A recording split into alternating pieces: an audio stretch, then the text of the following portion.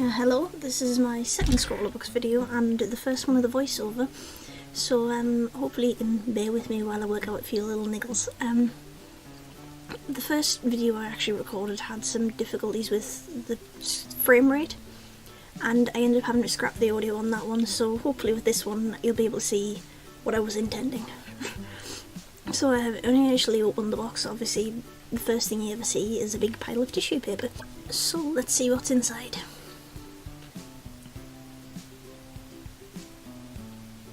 When I originally pulled this out, I was very confused. Obviously, there's no instruction at this point. I'm just looking at a clear acrylic block and wondering what on earth I've got myself into, because it certainly doesn't seem like an art supply. It's very transparent. There's no particular shapes to trace around or anything like that. I was thoroughly confused, and it doesn't really make sense until later on when you see some of the other contents of the box. And the next thing I pulled out was what made that clear. From reading at the back, it wasn't very obvious. It just talks about tutorials and things. There's no indication of what's actually in the packet. But once I turn it over, it reveals some stamps. And around that point, I actually realised that the first plastic piece must have been a stamping block for putting these stamps onto. So at this point, I'm even more confused though, because what's any of this got to do with art? These aren't art supplies. There's a calendar. Obviously the stamps themselves are of art supplies, but that's not something you would generally create art with. And a calendar and a sticky note post just seem frankly baffling at that point. So I continued to have a look through at various pens that had come with the set. There are two fine liner pens in two different colours, and this is where I start to realise that the camera won't focus. So these two Staedtler fine liner pens, which are in very nice colours, but I still wasn't sure at this point how I was going to create art with any of them. And there's another fine liner pen there, which obviously, after I drop it, is used for lines and things normally in art, but I wasn't getting the indication that I was going to be doing very much art.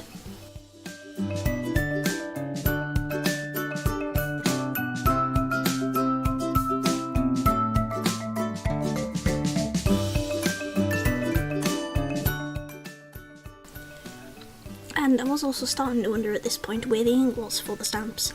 It did become clear slightly later on that you're supposed to use these pens, which are brush pens. One of them is a lighter ice blue pen, and the other one is just a plain black.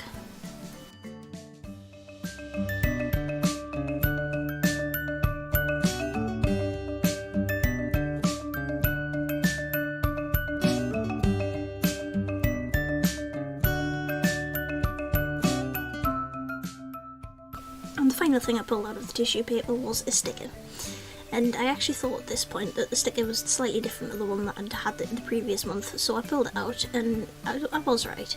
The original one was much more flat and cheap looking sticker, whereas the newer one was a thicker and more sturdy plastic. And I don't know if the previous month was a one-off, whether they've all been like the newer sticker, but that was the first one I'd ever received, and it looked to me like I'd just caught them in the process of changing over because it was the newer stickers from there on. There's a quick look at the sheet that came with the box. It doesn't really explain much. To this day I don't understand why there was a colouring in sheet in a box that only came with 3 colours. But as I opened it up, I started to realise that this wasn't actually an art-based box, it was to do with bullet journaling. And I didn't really know much about bullet journaling going into this. I'd heard a little bit about it from friends, briefly looked into it and been very confused. But once I got the Scrawlrbox based around it, I thought, no, this seems like a good idea. I think I'm going to look into it a little bit more and see if that's something I can stick to. Try and keep more organised and things like that. As I moved on through the box, I pulled out this piece of paper I was talking about, which is essentially a colouring in sheet. And I really don't know what I was supposed to do with that, but I ended up doing absolutely nothing at all. It's currently still in my box where I keep all of my spare paper. The next thing that I pulled out was a sheet of stickers. Now these stickers, while they're very attractive and very cute, actually firstly didn't have any kind of cutouts on them to remove them from the sheet, so I would have had to sit doing that myself, and secondly you only actually get 1 or 2 of most of the stickers. And for things like months and the month separators and the labels for the index, that isn't really important. But for the things such as the days of the week and the weather stamps, you could only use them once, and then you'd have to either print more out from the website that was shown or just draw your own. Now the next thing is the dotted journal, in which you're supposed to complete the bullet journaling, and it has two sides, one that says doodle and one that talks about notes, and essentially there's no difference, it just flips halfway through. One thing that did annoy me was that the dots didn't line up between pages. I found that pretty infuriating. It was one of the things that sparked me to actually just buy my own journal very shortly down the line, which you'll see afterwards. This is just a quick look over the list of products that came in the box, and this was when I first got my real explanation of exactly what was going on with the box, which essentially just seemed to be to start a bullet journal. That was the challenge for this box, which is unusual by Scrawlrbox standards, but I thought I would give it a go.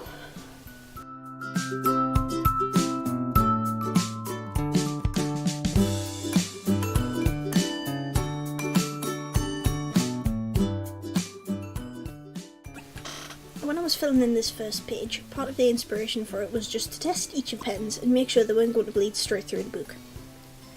It would also double up as a cover page.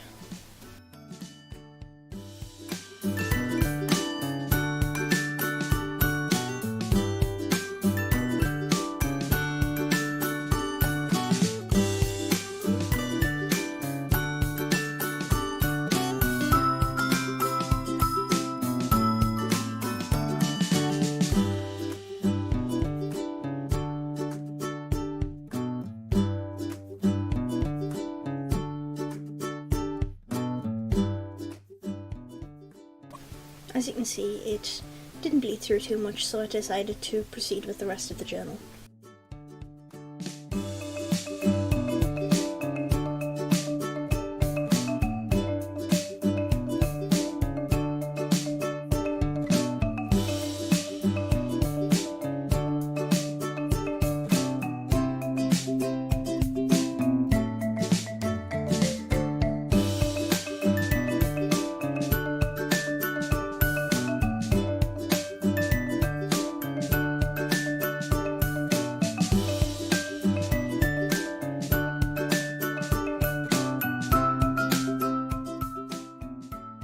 I decided to try out one of the stamps on the front page just to see how they worked and to see if I could get the hang of it.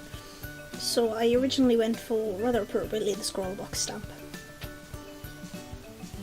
Once I'd stamped it with the pen that I'd chosen, I quickly realised that this particular colour was not at all dark enough for most of the things that I planned to use it for. As you can see, I'd already tried to write a title with it and had to outline that, and the same essentially happened with the stamp.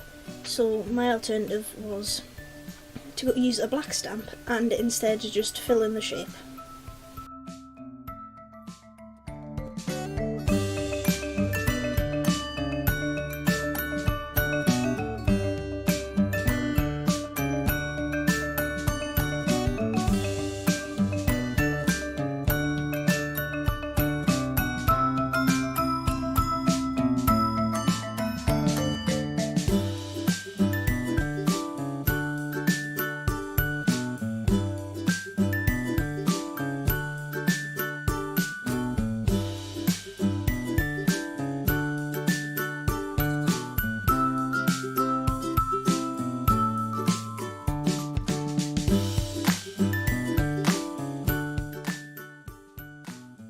I decided that a 2-page index was probably for the best, because at the time I thought I'd be using this book for a lot longer than I ended up doing. I did, however, continue this index, as you'll see, in my later bullet journal.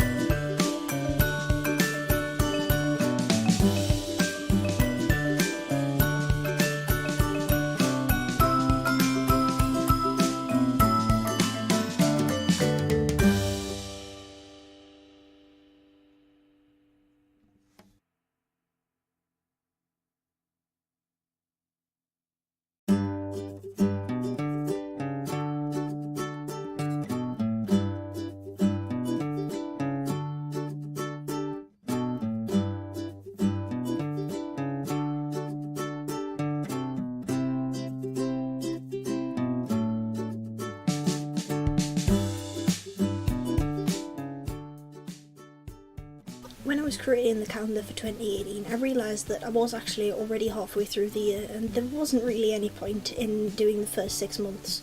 So in this journal I just essentially divided one page into 6 sections and added the calendars in there.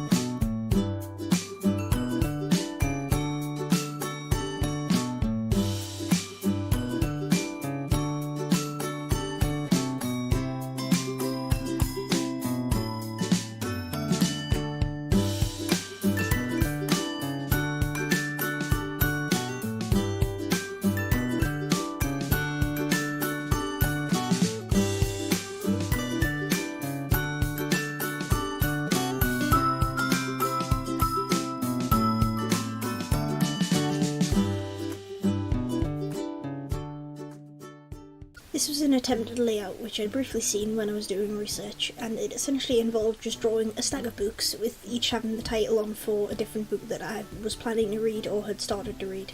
And in later iterations this actually took the form of a bookshelf, but the original version was just a pile of books because that was all that there was room for in this journal.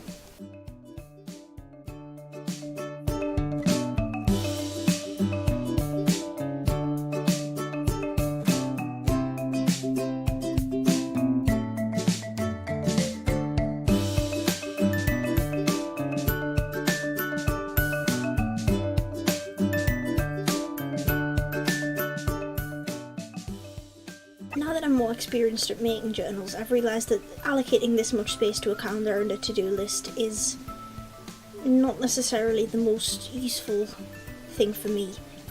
The space I use in this smaller journal is probably roughly equivalent to my entire introduction, calendar and to-do list page for the entire month.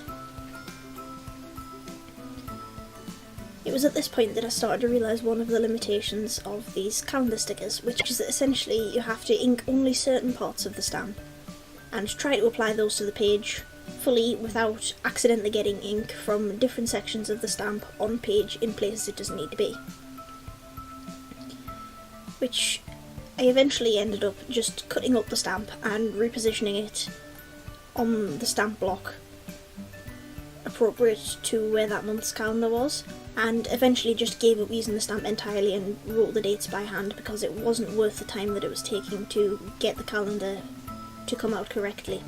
I know that there are actually rolling calendar type stamps where you only ink a certain section of the stamp and that accurately represents any calendar that you may need to print, which would probably be a much better investment than this smaller one.